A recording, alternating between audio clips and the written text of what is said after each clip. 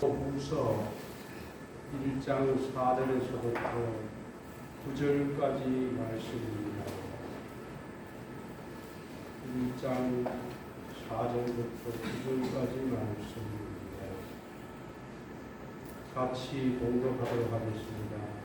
이로써 그 노를 보고 지극히 큰 약속을 위에 계시사 이 약속으로 말미암아 너희가 정욕되게 세상에서 썩어질 것을 위하여 신성한 성품에 참여한 자가 되게 하려 하셨느니라.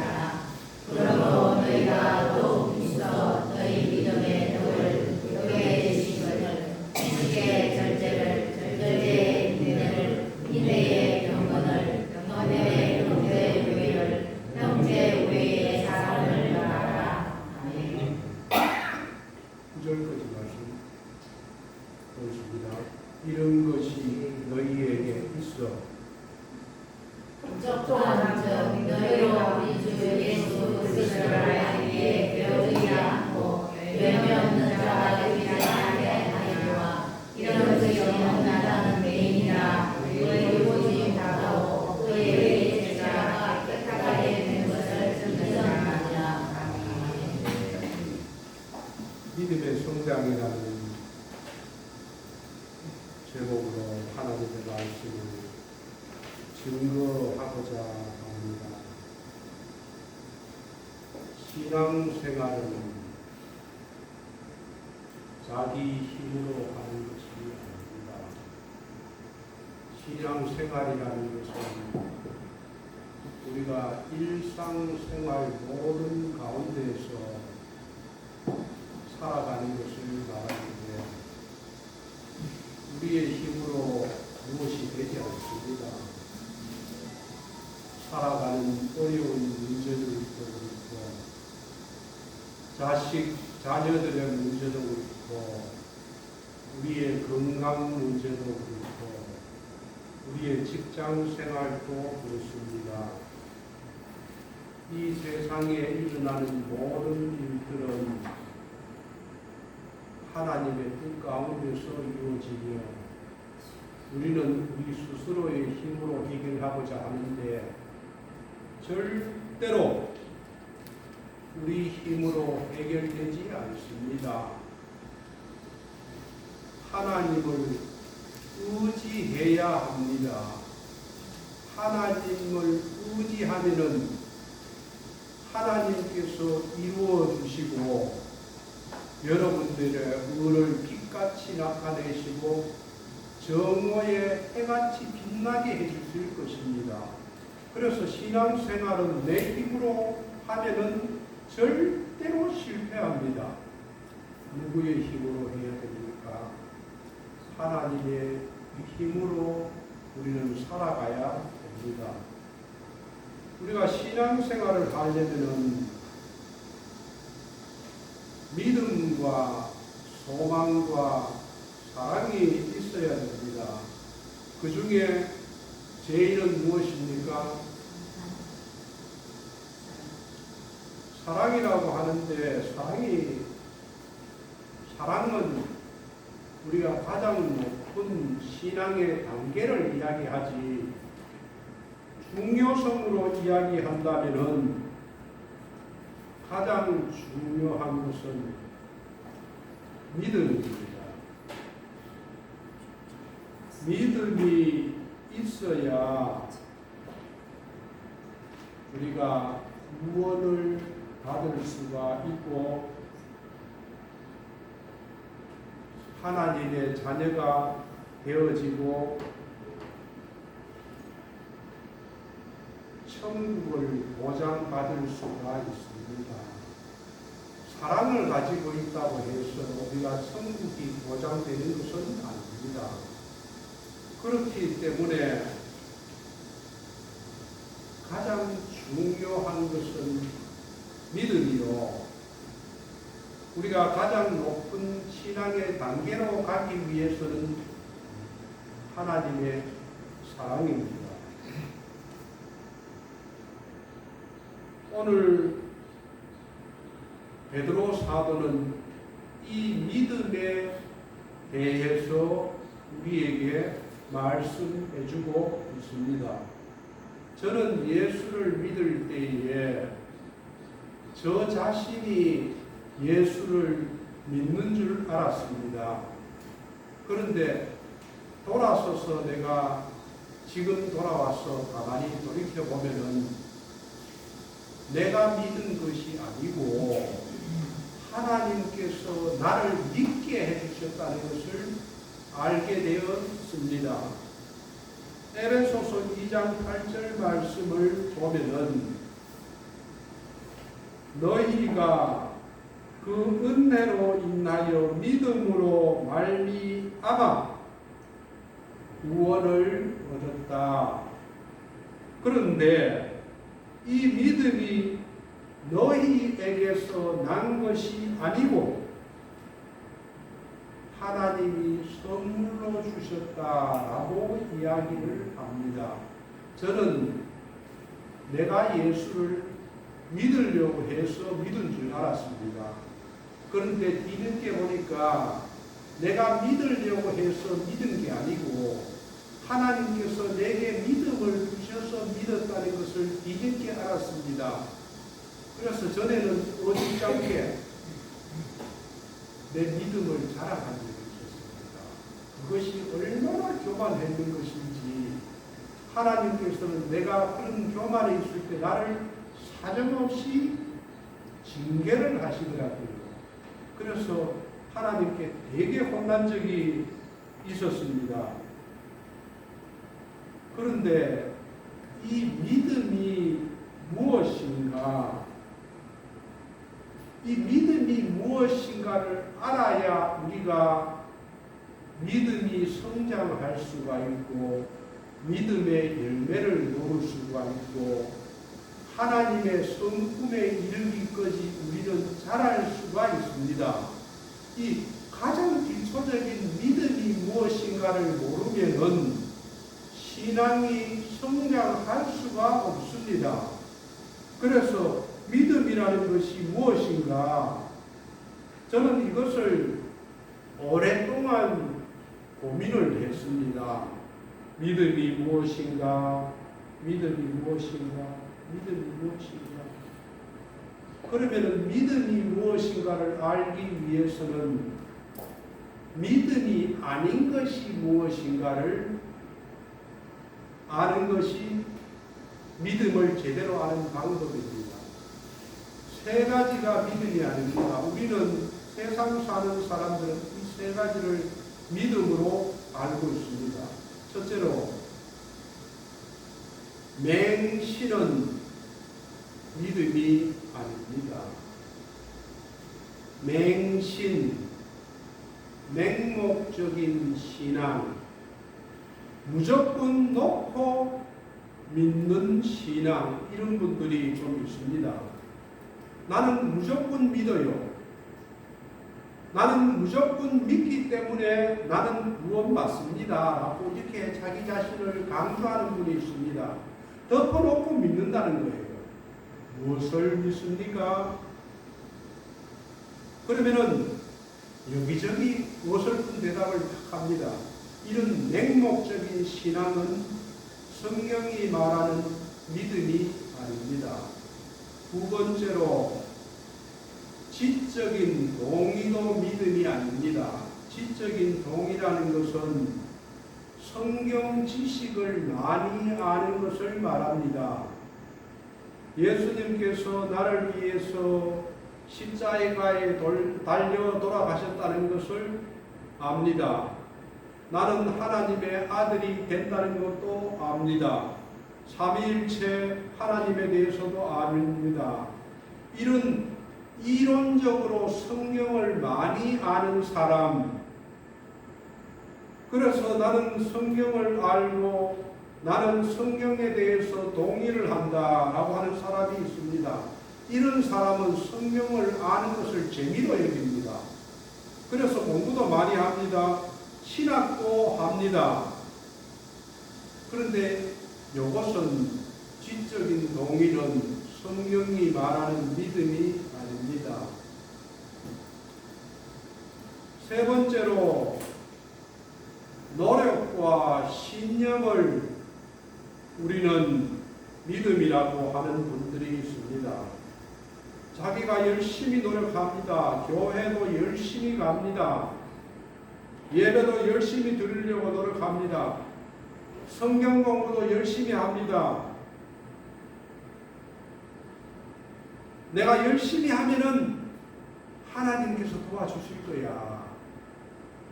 내가 열심히 하면은 그 보답을 하나님께서는 반드시 하실 거야. 또 적극적인 사고방식이 있습니다. 우리가 세상을 살아가면은 적극적으로 살아라. 무조건 열심히 하면 된다는 거예요. 이런 것도 믿음이 아닙니다. 자기 신념, 자기가 노력. 그러면은 성경적인 믿음이라는 것은 무엇입니까? 그 성경적인 믿음에 대해서 성경에는 이렇게 정의합니다. 히브리서 12장 1절 말씀 한번 같이 읽어보겠습니다. 시작. 믿음은 바라는 것에 시작하여 오직 원하는 것에 정건이. 아멘. 믿음은 바라는 것들의 실상입니다. 우리가 기도를 합니다. 그러면은 기도가 지금 이루어지지 않았지만서도 이루어질 것을 우리는 확신하고 그 이루어진 사실을 눈으로 볼 수가 있습니다. 그래서 보이지 않는 것들의 증거라고도 하고 당장 이루어지지는 않았지만 곧 그 사실이 이루어질 것을 인식하는 것. 쉬운 성경에서는 이렇게 적어놨습니다. 번역을. 믿음은 우리가 바라는 것들에 대해서 확신하는 것이다. 또한 보이지는 않지만 그것이 사실임을 아는 것이다. 이렇게 번역했습니다.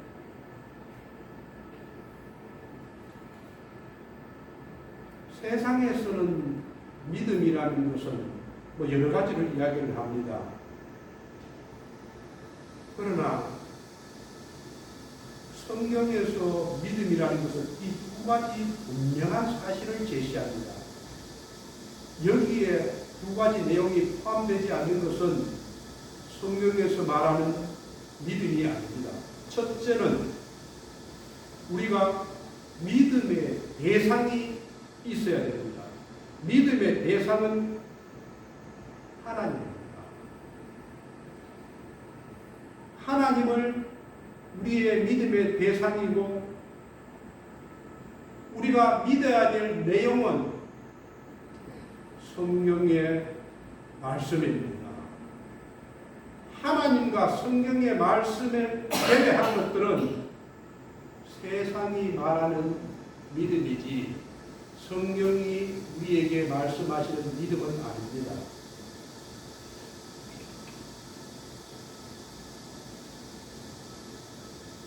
성경에서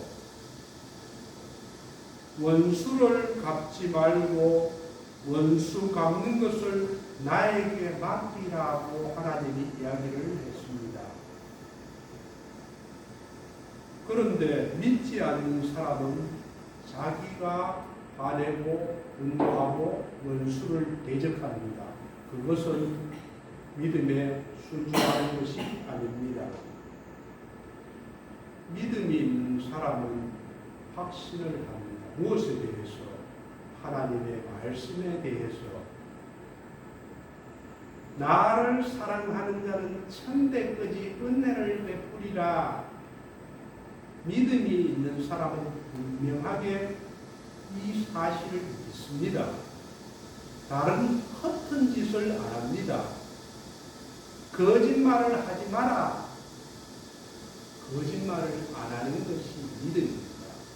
믿음이 없는 사람은 거짓말을 합니다.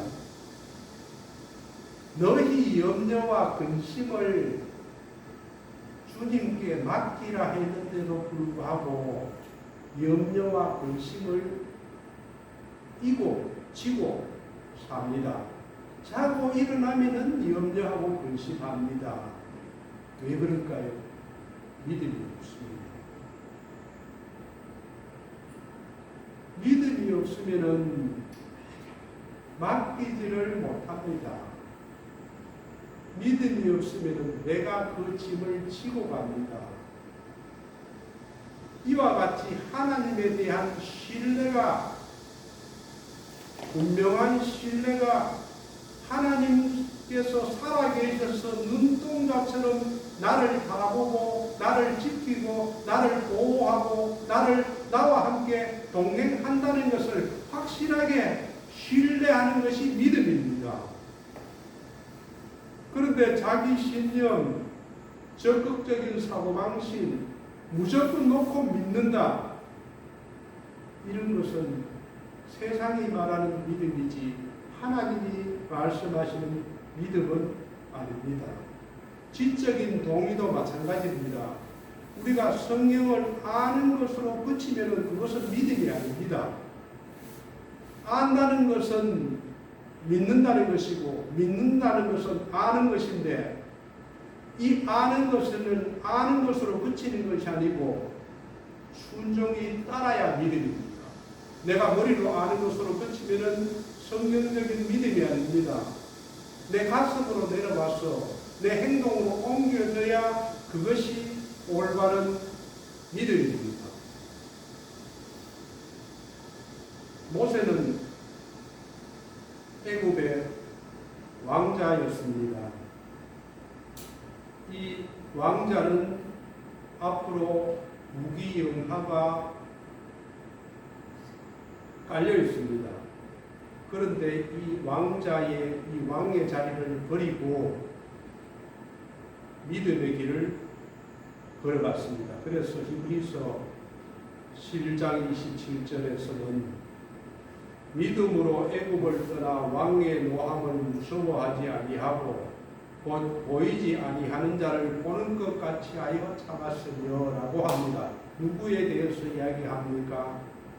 모세에 대해서 이야기를 합니다. 왕자의 자리를, 자기가 왕이 이집트의 왕이 될 수 있는 자리를 박차고 떠납니다. 하나님은 우리 눈에 보이지 않습니다.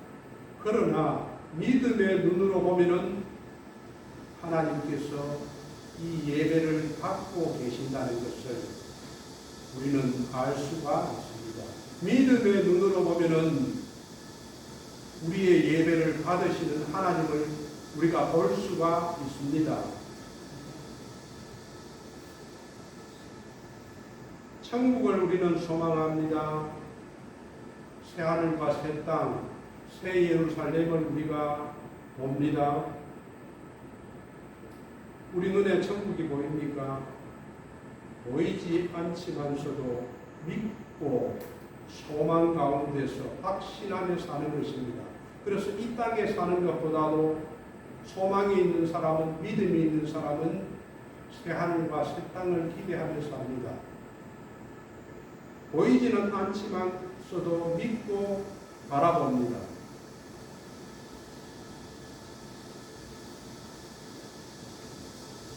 우리가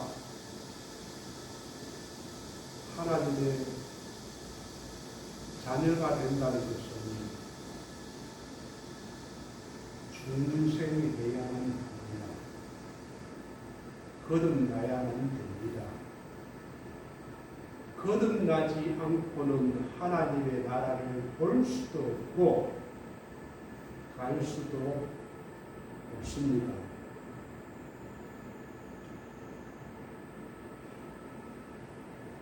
많은 사람들이 교회를 다닙니다. 예수님이 나를 위해서 십자가에 매달리시고 부활했다는 것을 머리로 지식적으로 압니다. 그런데 예수님의 십자가의 죽으심과 부활하심이 들어도 감동이 없습니다. 머리로는 들었습니다. 지식적으로 동의를 했습니다. 그런데 아무런 상관이 없습니다. 내하고 아무런 상관이 없습니다. 아무리 들어도 지식적으로 동의는 하는데 가슴이 다가오지를 않고 그 감동이 밀려오지를 않고 나의 삶에 적용이 되지를 않습니다. 중생은 거듭나는 것을 말합니다. 우리가 아기로 태어나는 것이 한 번 태어나는 것이고 두 번 태어나는 것이 중생입니다. 두 번째 태어나는 것은 성령으로 태어나는 것을 말합니다. 성령으로 거듭난 사람은 예수님이 죽고 부활하심이 가슴으로 믿어집니다. 그래서 내가 죄인임을 가슴을 치고 통탄합니다. 내가 죄인이구나. 내가 하나님 앞에 설 때마다, 내가 예배를 드릴 때마다 내가 죄인이구나. 정말 죽을 수밖에 없는 죄인이구나. 이런 나를 하나님께서 구원하여서 하나님의 자녀 삼으셨구나. 이 구원이 감동으로, 눈물로, 회개로 다가오는 사람이 중생한 사람입니다. 그런 사람은 우리 안에 믿음의 씨앗이 있습니다. 예수님의 생명이 있습니다. 그 생명이 내가 잘못된 길을 걸어가면은 나를 훈계하고 나를 구중하고 바른 길로 인도합니다. 하나님의 말씀을 먹지 못하면은 갈증을 일으킵니다. 밥만 먹고는 살 수가 없습니다. 간절함이 있습니다. 갈증이 있습니다. 하나님을 사모하는 마음이 있습니다. 왜 그럴까요? 우리 안에 생명이 있기 때문에 그렇습니다. 그 생명은 생명이 있다면은 생명은 죽은 것이 아닙니다. 생명은 살아있는 것입니다. 내 안에 생명이 있다면은 이것은 반드시 성장하게 되어 있고 성장으로 이끌어갑니다. 오늘 본문은 이 베드로 사도가 이 믿음에 대해서 우리에게 이야기를 하고 있습니다.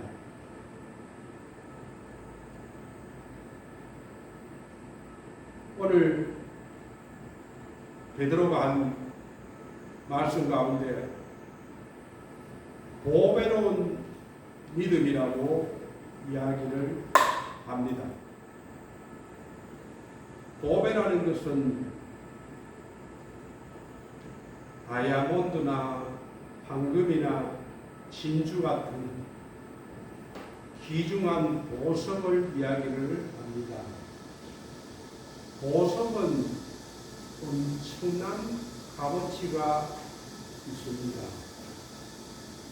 믿음이 이와 같이 보배같이 귀한 것이라는 것을 베드로 사도는 우리에게 이야기합니다. 이 믿음은 아무나 얻을 수가 없습니다. 하나님께서 주신 사람만이 가질 수 있는 것이 믿음입니다. 그래서 보배로운 믿음이다라고 이야기를 합니다. 그런데 보배보다도 더 귀한 것이 있습니다. 그것은 무엇입니까? 보배가 아무리 귀중해도 자기의 생명과는 바꿀 수가 없습니다. 보배가 우리가 살아있을 때는 귀중하고 값어치 있는 것이지만은 죽은 후에는 아무리 보배가 많아도 필요 없습니다. 그래서 보배보다 귀한 것은 생명이고, 생명에도 육신적인 생명이 있고 영원한 생명이 있습니다. 우리의 육신적인 생명은 우리가 죽으면은, 육신이 죽으면은 그것으로 끝납니다. 그래서 우리에게는 영원한 생명을 얻어야 됩니다. 육신적인 생명으로 끝나버리면은 아무 소용이 없습니다. 영원한 생명은 우리에게 그 어떤 것보다도 비교할 수 없을 만큼 가장 값어치 있는 것이 영원한 생명입니다. 그래서 히브리서 9장 27절에서는 한 번 죽는 것은 사람에게 정하신 것이요 그 후에는 심판이 있으리라. 한 번 죽는 것은 누구에게나 곧 다가옵니다. 잠시 후에 우리에게는 한 번 죽는 것이 다가옵니다. 그 후에 심판이 있습니다. 요한복음 10장 28절에서 예수님께서 예수님의 제자들에게 이야기를 합니다. 내가 그들에게 영생을 주노니 영원한 생명을 주겠다 이 말입니다. 그 영원한 생명을 주면은 영원히 멸망하지 아니할 것이요 또 그들을 내 손에서 빼앗을 자가 없느니라. 거듭난 사람에게는 영생을 우리에게 줍니다. 이 영생을 받으면은 우리가 한번 영생을 거듭나서 받으면은 그 무엇도 사탄도 마귀도 세상도 하나님이 주신 이 영생을 아무도 빼앗아갈 수가 없습니다. 요한복음 17장 3절에서는 영생에 대해서 이야기를 합니다. 영생은 무엇입니까? 영생은 유일하신 참 하나님과 그의 보내신 자 예수 그리스도를 아는 것입니다. 자, 알아야 됩니다.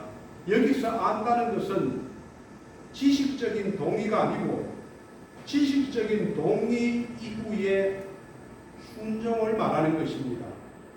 믿는다는 것은 안다는 것이고 안다는 것은 따르는 것을 말합니다. 제자의 삶을 살아가는 것을 말합니다. 머리로만 알고 행동은 아닌 것, 이것은 믿음이다. 이런 축복을 누구에게 주었습니까? 지식이 많은 학자에게 주었습니까? 돈 많은 사람에게 주었습니까? 권력이 있는 사람에게 주었습니까? 단 한 가지, 예수 믿는 자에게, 믿고 따르는 자에게 이 영생을 주었습니다. 그래서 요한복음 3장 16절에서는 하나님이 세상을 이처럼 사랑하사 독생자를 주셨으니 이는 누구든지 저를 믿는 자마다 단 한 가지 조건이 있습니다. 저를 믿는 자마다 믿습니까? 여러분은 믿습니까? 확실하게 믿어야 됩니다. 이것이 가슴으로 다가와야 되고 이것이 믿어지지 않는다면 하나님께 구해야 됩니다. 무릎을 꿇고 하나님, 저가 하나님을 알게 해주시고 믿게 해주시고 저가 거듭나게 해주십시오 하고 간곡하게 기도해야 됩니다. 하나님은 이렇게 통회하고 나아오는 자를 절대로 멸시하지 않습니다. 멸시하지 않는다는 것은 하나님께서 들어주시겠다는 말입니다. 그래서 이 믿음이 이 세상에서 가장 중요한 것입니다. 믿음보다도 더 중요한 것은 없고, 그래서 오늘 베드로 사도는 보배로운 믿음이라고 이야기를 하는 것입니다. 오늘 베드로후서 1장 1절 말씀을 보면은 1절 말씀을 보면은 예수 그리스도의 종이며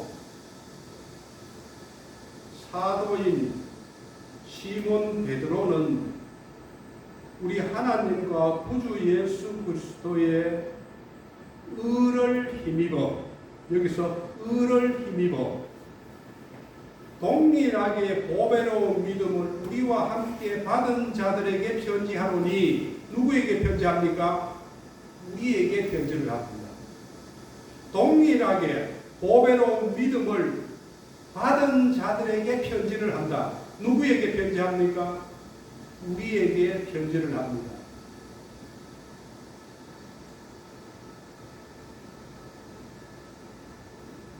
베드로가 믿음을 받았습니다. 우리도 동일하게 믿음을 받았습니다. 누구로부터? 예수 그리스도의 의를 힘입어. 여기서 예수 그리스도의 의라는 것은 주님의 십자가의 대속을 말합니다. 이 보배로운 믿음을 받은 자에게 편지합니다. 그 내용이 4절입니다.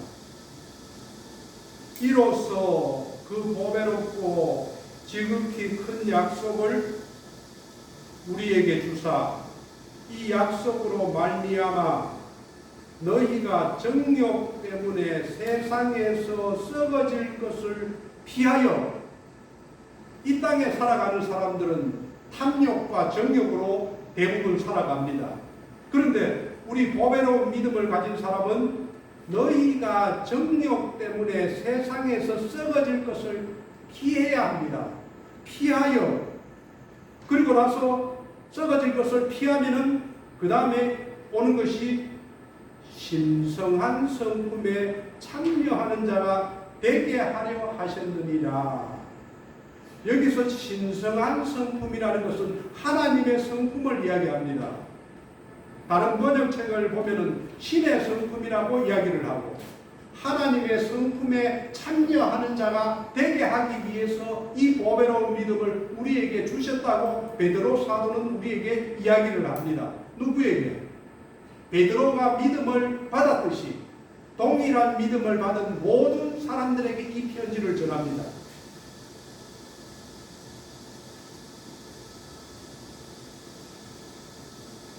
예수님은 천국의 비유를 이렇게 이야기를 했습니다. 믿는 사람들 마음속에는 천국이 임했습니다. 그래서 천국은 마치 사람이 자기 밭에 심은 겨자씨 한 알 같으니, 자기 밭에 자기 마음속에 심은 겨자씨 한 알 같이 작습니다. 그런데 이 씨는 모든 씨보다 작은 것이로되 자라고 난 후에는 커서 나무가 되매 공중의 새들이 와서 그 가지에 깃들으리니라. 우리에게 작은 생명의 믿음의 씨앗이 우리 안에 들어왔습니다.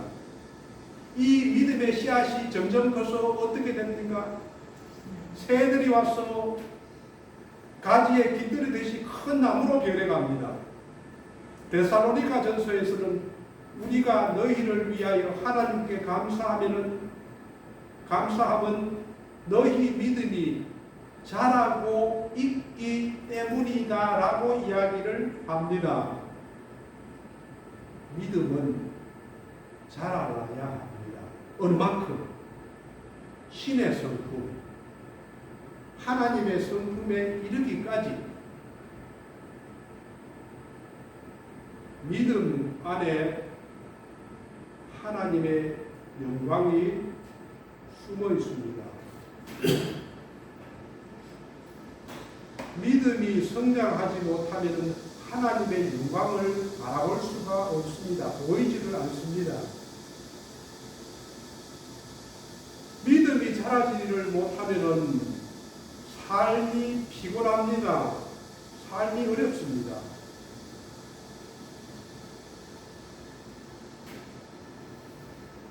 믿음이 자라지 못하면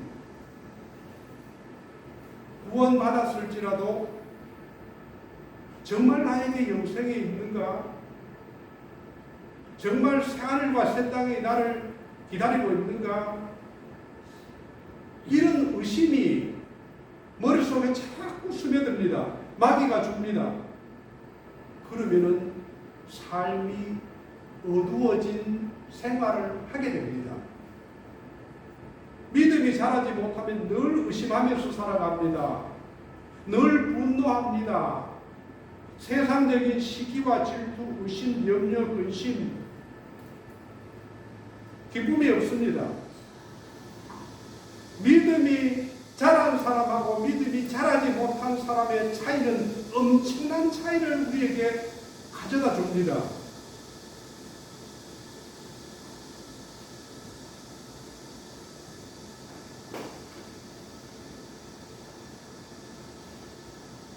믿음이 자라지 못하면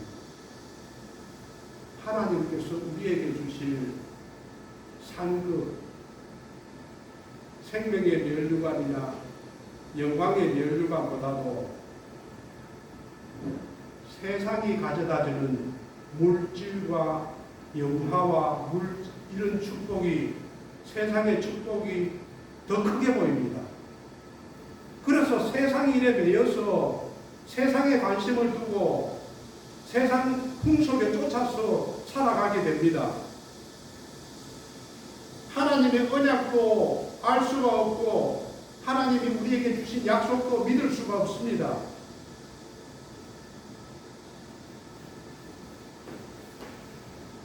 믿음이 있다면 우리 당장에 눈에 보이는 것이 없고 손에 잡히는 것이 없을지라도 믿음은 바라는 것들의 실상이요 보이지 않는 것들의 증거와 같이 하나님의 약속을 믿고 그 약속에 대한 소망을 가지고 기쁘고 감사하며 즐겁게 살아갈 수가 있습니다.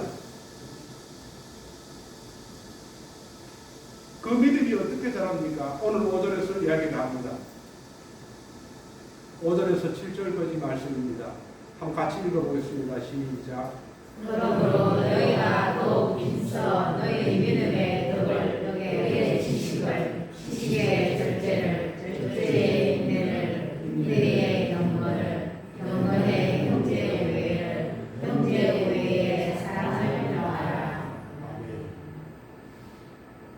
너희가 더욱 힘써서 이 신의 성품에 여기서 힘쓰지 않고는 믿음이 자라지를 않습니다. 믿음의 덕을 믿음이 있는데 덕이 자라야 됩니다. 덕이라는 것은 의로움, 선한 성품, 행실 이 모든 것을 말합니다. 거기에 하나님에 대한 지식이 있어야 됩니다. 또 절제도 있어요. 절제 못하는 사람이 많습니다. 먹는 것을 절제 못하고 마시는 것을 절제 못하고 보는 것을 절제 못하고 담배, 술, TV 하루 종일 TV 앞에 앉아갖고 있는 사람이 어떻게 절제를 할 수가 있습니까? 다른 모든 삶을 보면은 작은 것에 충성한 사람이 큰 것에 또 충성합니다. 작은 것을 절제하고 조심하는 사람은 큰 것에도 절제할 수가 있습니다. 인내가 필요합니다. 우리가 조금 힘들고 괴로우면은 인내할 수가 있어야 됩니다. 인내 가운데서 우리가 연단되어지고 우리의 성품과 인격이 달라지기 때문에 그렇습니다. 경건이 필요합니다. 형제 우애가 필요합니다. 형제를 정말로 섬기고 사랑할 수 있어야 됩니다. 그 위에다 사랑을 가하라. 하나님의 사랑이 우리에게 필요하다는 것입니다. 이것이 신의 성품입니다. 이런 신의 성품이 어떻게 자랍니까? 힘써야 됩니다. 가만히 있어서는 자라지 않습니다. 베드로 사도는 그때도 그렇지만 지금 우리 세대도 많이 보십시오. 요즘은 많은 그리스도인들이 믿음의 한쪽 면만을 바라보고 살아갑니다. 한쪽 면만. 내가 구원받았어. 구원받았으니까 하나님 말씀대로 살아가야지. 하나님께 순종해야지. 하나님의 축복도 받아야지. 하나님의 은혜도 받아야지. 열심을 냅니다. 그러나 얼마 가지 않아서 주지 않습니다. 아무것도 안 합니다.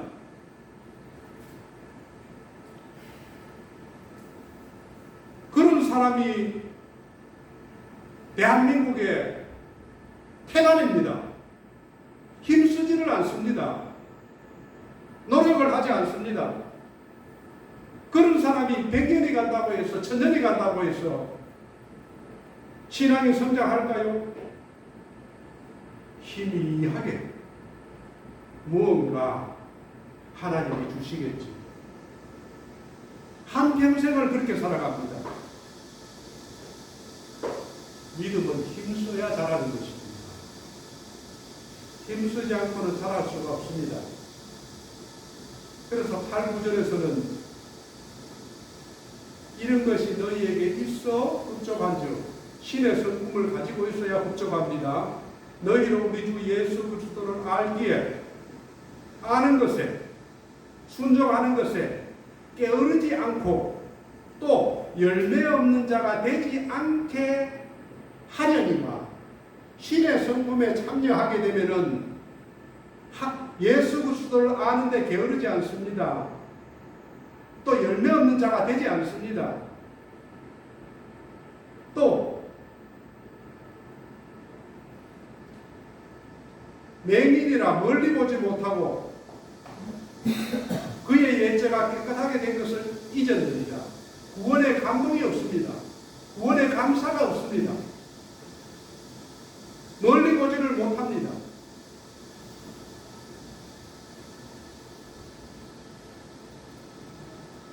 그러면 어디에 힘을 써야 되겠습니까? 우리는 말씀에, 하나님의 말씀에 힘을 써야 됩니다. 우리의 믿음은 반드시 하나님의 말씀에 근거합니다. 우리의 믿음은 하나님과 하나님의 말씀에 근거합니다. 거기에 힘쓸 때에 우리는 자랍니다. 로마서 10장 17절 말씀을 보면은 그러므로 믿음은 들음에서 나요. 들음은 그리스도의 말씀으로 말미암았느니라. 믿음은 하나님의 말씀을 들어야 됩니다. 어떤 사람들은 일주일에 단 한 번 교회에 나와서 하나님의 말씀을 듣습니다.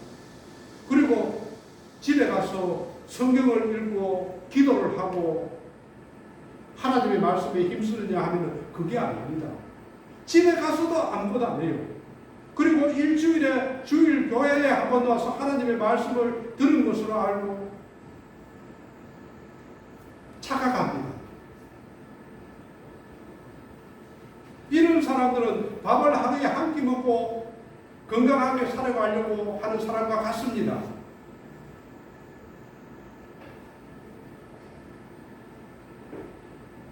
믿음이 성장하려면 하나님의 말씀을 들어야 됩니다. 하나님의 말씀을 가까이 해야 됩니다.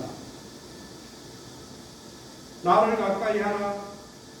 그러면 나도 너희를 가까이 하시리라. 하나님을 멀리 한다. 나도 너희를 멀리 하겠다. 하나님이 항상 나와 함께 동행함을 느끼기 위해서는 하나님을 모시고 살아야 돼요. 하나님을 의식하면서 살아야 됩니다. 다윗은 일평생 그러한 삶을 살았기 때문에 다윗이 수많은 잘못을 저질렀지만은 하나님께서 내 마음에 합한다라고 이야기를 했습니다.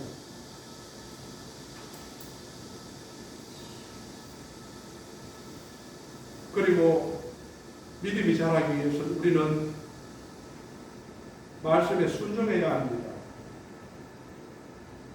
우리가 말씀을 공부하는 것은, 말씀을 듣는 것은 그냥 읽고 듣고 하라고 준 것이 아니라 우리의 삶에 적용하라고 주신 것입니다. 100번 듣고 1000번 들어도 말씀에 적용하지 않으면, 삶에 적용하지 않으면 소용이 없습니다. 그런 사람은 모래 위에 지은 집처럼 쉽게 무너집니다. 말과 행동, 행실, 말씀에 순종할 때에 하나님은 우리를 통해서 역사하시고 순종하는 통해서 믿음을 성장시켜 주십니다.